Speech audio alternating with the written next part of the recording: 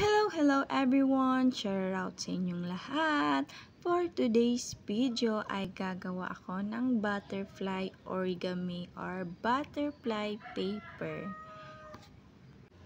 So, ayan mga beshi, mag-i-start na ako.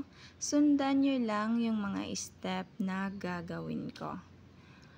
Bond paper lang yung nagamit ko kasi wala akong available na colored paper or cartolina. Mas maganda sana ang ating mga butterfly kung iba-iba ang color. So, ayan muna. Yan lang muna ang gagamitin natin ngayon. So, igaganyan mo lang mga beshi.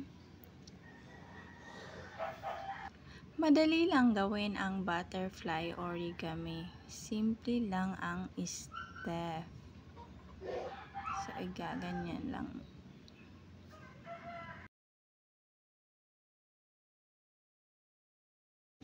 So, ayan mga beshi, pag na-triangle mo na siya, tutupiin natin ng isang beses at guguntingin sa gilid.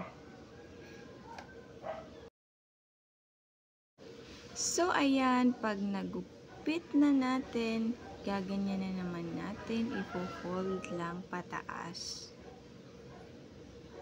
So, ayan, mga beshi, sundan nyo lang yung gagawin ko.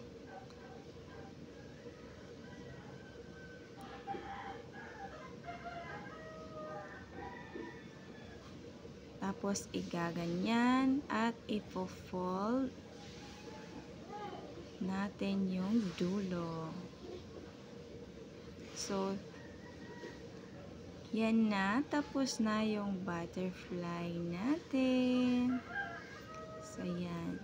So, hanggang dito na lang mga beshi. Thank you for watching. See you on my next video.